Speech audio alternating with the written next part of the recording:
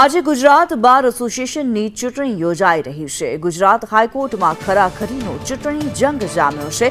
રાજ્યભરના 282 બાર એસોસિએશનની આજે ચૂંટણી પહેલીવાર ખજાનચી માટે મહિલા ઉમેદવારની પસંદગી કરવામાં આવી છે। હાઈકોર્ટ સહિત રાજ્યની તમામ કોર્ટમાં ચૂંટણી યોજાશે।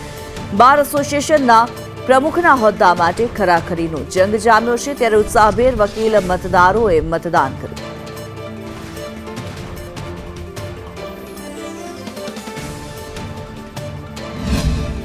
ઇલેક્શનનો દિવસ સૌ માટે બહુ જ જરૂરી છે, ઇમ્પોર્ટન્ટ છે। બધા જ મારા મિત્રો ઊભા છે।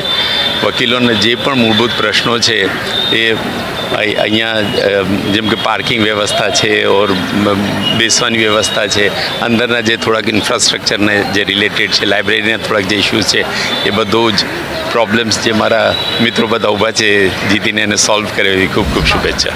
બાર કાઉન્સિલ ઓફ એસોસિએશનની ચૂંટણી આજે 282 તમામ જિલ્લાની કોર્ટોમાં યોજાઈ રહી છે, ત્યારે મતદાન શાંતિપૂર્ણ માહોલમાં શરૂ થઈ ચૂક્યું છે। અમદાવાદની મેટ્રો કોર્ટ જે ક્રિમિનલ બાર એસોસિએશન જે સૌથી મોટું ગણાતું હોય છે, અને તમામ લોકો જે અહીંયા વોટ કરવા પણ આવતા હોય છે, અને સાથે જ એક વોટ માટે પણ એક અપીલ છે, વકીલોના પ્રશ્નોને વાચા આપવામાં આવે તેવા ઉદ્દેશ્ય સાથે વોટ છે તે કરવામાં આવતું હોય છે।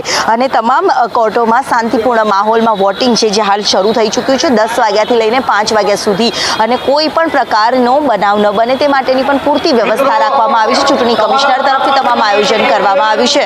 કેમેરામેન મનીષ વાણિયા સાથે દિવ્યા ચૌહાણ, સંદેશ ન્યૂઝ, અમદાવાદ।